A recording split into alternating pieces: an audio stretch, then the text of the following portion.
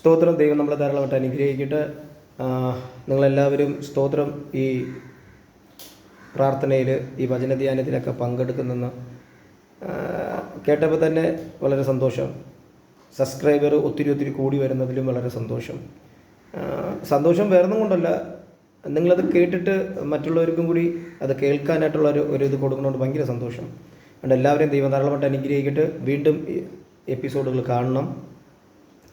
നിങ്ങൾക്കത് ഹൃദയത്തിൽ നന്നായിട്ട് നിങ്ങളുടെ ജീവിതത്തിൽ ഒരു മാറ്റം ഉണ്ടെങ്കിൽ അത് അടുത്തുള്ളവർക്കും കൂടി അത് ഹാൻഡ് ഓവർ ചെയ്ത് കൊടുക്കണം. അവരുടെ അടുത്തും പറയണമെന്ന് സബ്സ്ക്രൈബ് ചെയ്യാനായിട്ട്. വളരെ സന്തോഷം. ആ രൂത്തിനെ കുറിച്ചും നവോമിയെ കുറിച്ചും ഒക്കെ ഉള്ളതും ഒക്കെ അത് എനിക്ക് ഇതിൽ കേട്ടപ്പോൾ അത് വന്നപ്പോൾ എനിക്ക് ഭയങ്കര സന്തോഷമായി. ദൈവം എല്ലാവരെയും ധാരാളമായിട്ട് അനുഗ്രഹിക്കട്ടെ. നമുക്ക് ഇന്നത്തെ ചിന്തയ്ക്ക് ഒരു വചനം വായിക്കാം. ഉൽപ്പത്തി 21 അധ്യായം അതിൻ്റെ 8, 9, 10 വാക്യങ്ങൾ ഒന്ന് കുറച്ച് വായിച്ചേ. പൈതൽ വളർന്ന് മുലകുടി മാറി.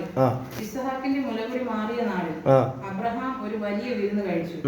മിസ്രയീമിൽ ദാസിയെ ഹാഗർ അബ്രഹാമിന് പ്രസവിച്ച മകൻ പരിഹാസി എന്ന സാറ കണ്ട് അബ്രഹാമിനോട്, ഈ ദാസിയെയും മകനെയും പുറത്താക്കി കളക. മതി, ഈ ദാസിയെയും മകനെയും പുറത്താക്കുക.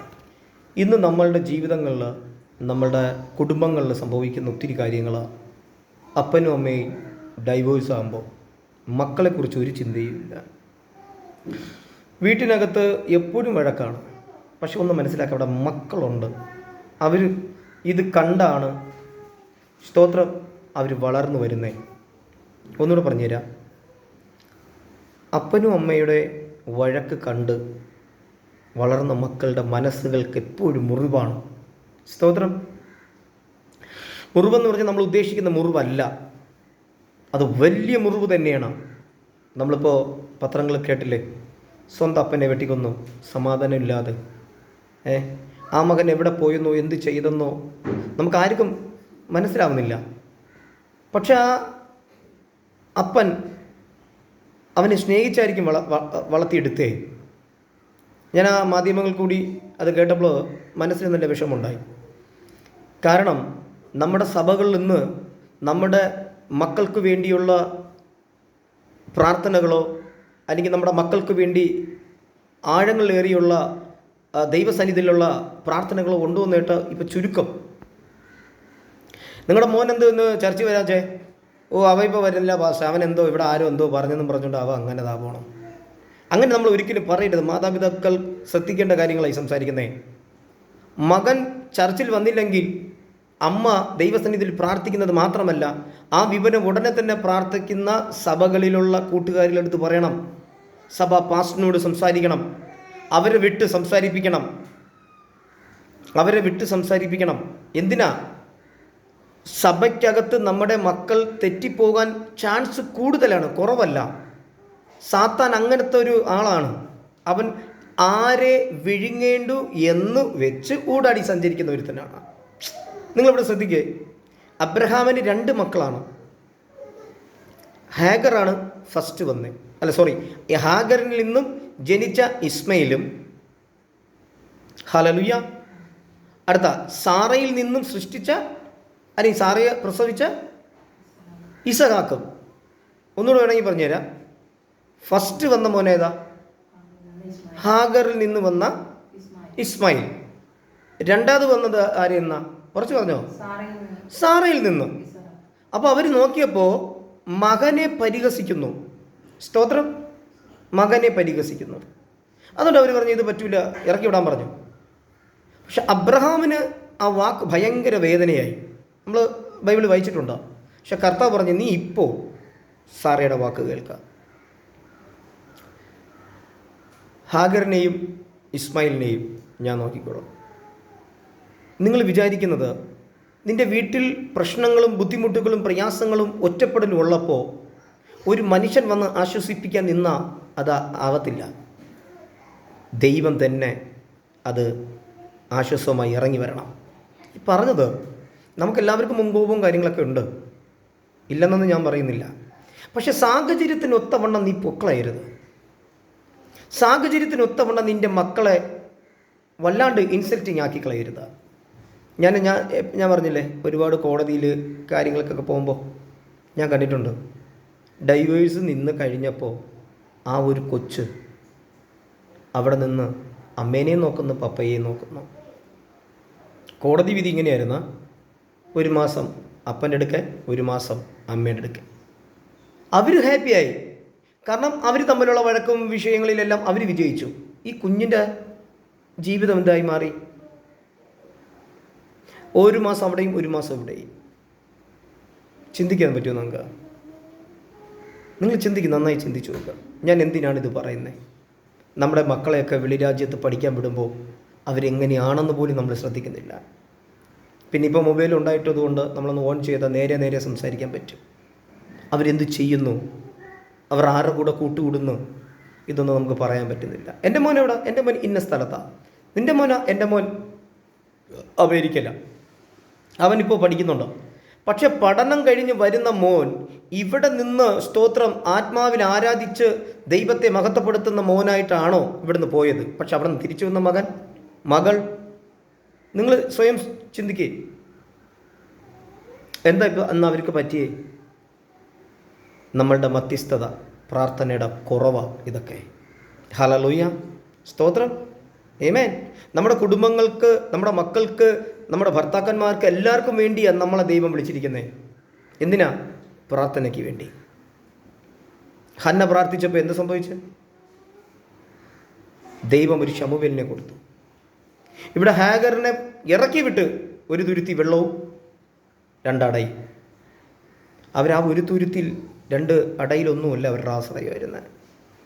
അവർ ദൈവത്തെ നോക്കി നിലവിളിച്ചു. എന്നെ ഇതിൽ കൂടി കേൾക്കുന്ന നിങ്ങളോട് പറയുന്ന നിങ്ങളുടെ മക്കളെ ചൊല്ലി ആത്മാർത്ഥമായി പ്രാർത്ഥിക്കുക. അത് നമ്മുടെ സഭാപാസ്റ്ററൊക്കെ പറഞ്ഞപ്പോഴേ അങ്ങേര് പ്രാർത്ഥിക്കുന്നില്ല എന്ന് പറഞ്ഞ് കുറ്റം അവരുടെ മണ്ടയ്ക്ക് വെക്കരുത്. നമ്മളും നമ്മുടെ മക്കളെ സ്നേഹിക്കാൻ പഠിക്കണം. സ്നേഹിക്കുന്നില്ല എന്നല്ല ഈ പറഞ്ഞതിൻ്റെ അർത്ഥം. സ്നേഹിക്കാൻ പഠിക്കണം. മക്കളെ ഒത്തിരി മുറിവേൽപ്പിക്കുന്ന വാക്ക് നമ്മുടെ വായിൽ നിന്ന് വരരുത്. നീ ജനിച്ച നാൾ മുതൽ ഞങ്ങളുടെ കുടുംബം നശിച്ചു പോയടാ, നീ എങ്ങോട്ടോ പോയി തൊലയിട്ട് വിട്, എങ്ങോട്ടോ പോട്ട്, അങ്ങനെ പറയരുത്. അതവരുടെ ഹൃദയത്തിൽ ഭയങ്കര മുറിവുണ്ടാവും. ആ മുറിവ് സാത്താൻ കയ്യിലെടുക്കും. അവന് വേണ്ടി കരയേ, അവന് വേണ്ടി പ്രാർത്ഥിക്കേ. നല്ല ദൈവദാസന്മാരുടെ സഭയിൽ യൂത്തുകൾക്ക് വേണ്ടി കരയുന്ന പാസ്റ്റർമാരുണ്ട്, സഭാ പാസ്റ്റർമാരുണ്ട്. എനിക്ക് നന്നായിട്ട് അറിയുന്ന ഒരുപാട് പാസ്റ്റർമാരുണ്ട്. ഒരു ചെറിയ തെറ്റ് പോലും സ്തോത്രം ഞായറാഴ്ചകളിൽ അവരെ വിളിച്ചിരുത്തി പറഞ്ഞ് മനസ്സിലാക്കി പ്രാർത്ഥിക്കുന്ന പാസ്റ്റേഴ്സിനെ എനിക്കറിയാം. അവരുടെ ലക്ഷ്യം ഇത്രയേ ഉള്ളൂ: ഇവർ ലോകത്തേക്ക് ഇറങ്ങിപ്പോകരുത്. ഹല്ലേലൂയ. ലോകത്തേക്ക് ഇവർ ഇറങ്ങിപ്പോയാൽ അവരുടെ ജീവിതം പോകും. ഇവിടെ തിരുവചനം പറയുന്നു, 2 പേരും പുറത്താക്കണമെന്ന് സാറ വളരെ കർശനമായി സംസാരിച്ചു. ദൈവം പറഞ്ഞ് അവരെ വിട്ടോ, ഞാൻ നോക്കിക്കൊള്ളാം. പക്ഷെ അവർ മരുഭൂമിക്കകത്ത് ഉഴൽന്ന് നടപ്പാൻ ദൈവം അനുവദിച്ചില്ല. അവർക്ക് വേണ്ടി ഒരു ഉറവ തുറന്നു കൊടുത്തു. എന്നെ ഇതിൽ കൂടി കേൾക്കുന്ന നിങ്ങളോട് സംസാരിക്കുന്ന പരിശുദ്ധാത്മാവ് നിൻ്റെ മക്കളെ ചൊല്ലി, നിൻ്റെ മകനെ ചൊല്ലി, നിൻ്റെ ഹസ്ബൻഡിനെ ചൊല്ലി ദൈവസന്നിധിയിൽ മുട്ടുമടക്കുക. നീ ഒരു വലിയൊരു അത്ഭുതം കാണാൻ പോവുകയാണ്. ഹല്ലേലൂയ, സ്തോത്രം. ഈ 2025 ഭയാത്മകരമായ വാക്കുകളും കാര്യങ്ങളാണ് മീഡിയയിൽ വരുന്നത്. ഒത്തിരി നീ അതിനകത്ത് തലവെക്കരുത്. നാളെ എനിക്കിത് സംഭവിക്കുമ്പോൾ അത് സാത്താൻ്റെ തന്ത്രമാണ്. പ്രാർത്ഥിക്കുന്ന നിൻ്റെ അകത്ത് സ്തോത്രം ലോകം തരുന്ന സമാധാനമല്ല എൻ്റെ ദൈവം നിനക്ക് തരാൻ പോകുന്നേ. വചനം അങ്ങനെയല്ലേ പറഞ്ഞേ?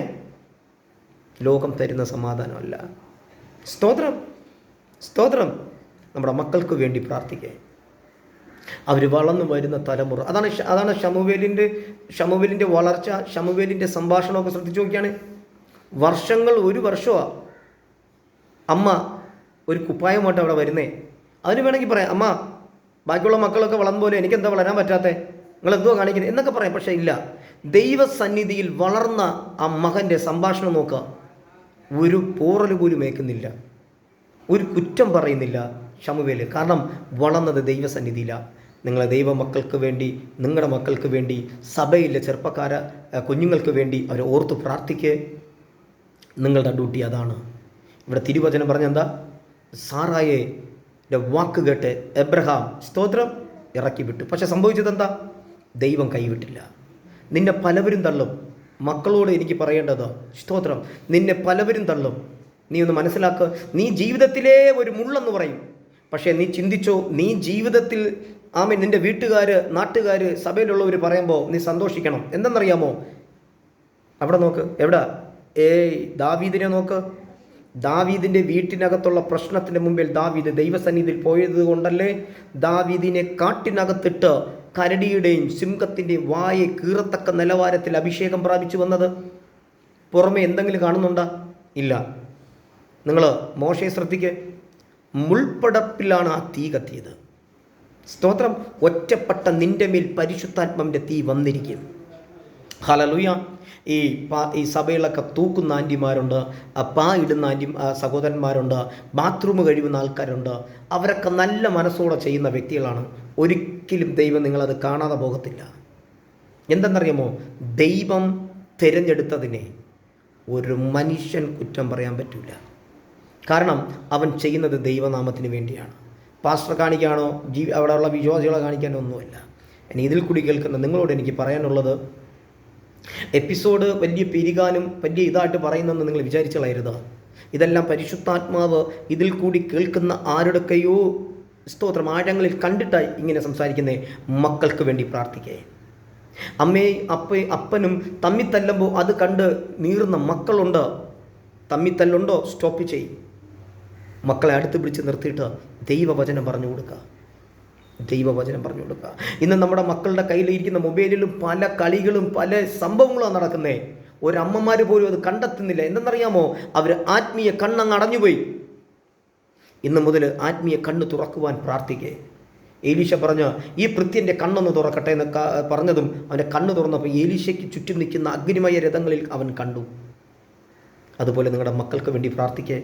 വീണ്ടും ഞാൻ പറയുന്നത്, സഭയിലെ യൂത്തുകൾക്ക് വേണ്ടി സെപ്പറേറ്റായിട്ട് പാസ്റ്റർ പ്ലീസ്, ഇതിൽ കേൾക്കുന്ന പാസ്റ്റേഴ്സ് ഉണ്ടെങ്കിൽ സ്തോത്രം നിങ്ങളോട് പറയുന്ന അവർക്ക് വേണ്ടി പ്രാർത്ഥിക്കുക. പാസ്റ്ററെ, ഒരു യൂത്ത് മീറ്റിംഗ് സെറ്റീകരിച്ച് ആത്മാവിൽ പരിശുദ്ധാത്മാവിൻ്റെ ശക്തി അവരിൽ പകരുമ്പോൾ ആ ശക്തിയാൽ അവർ ജയിക്കും. പാസ്റ്ററെ, നിങ്ങളെല്ലാവരും ദൈവം ധാരാളമായിട്ട് അനുഗ്രഹിക്കട്ടെ.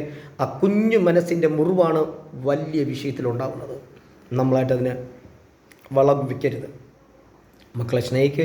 ഈ വചനങ്ങളാൽ ദൈവം നിങ്ങളെ ധാരാളമായിട്ട് അനുഗ്രഹിക്കട്ടെ. ഇത് നിങ്ങൾക്ക് ഇഷ്ടപ്പെട്ടെങ്കിൽ അടുത്തുള്ളവർക്ക് നിങ്ങളത് അയച്ചു കൊടുക്കണം. അതുപോലെ തന്നെ സബ്സ്ക്രൈബർ ഒന്ന് എന്ത് ചെയ്യണം? ക്ലിക്ക് ചെയ്യണം. ദൈവം ധാരാളമായിട്ട് അനുഗ്രഹിക്കട്ടെ. സ്തോത്രം.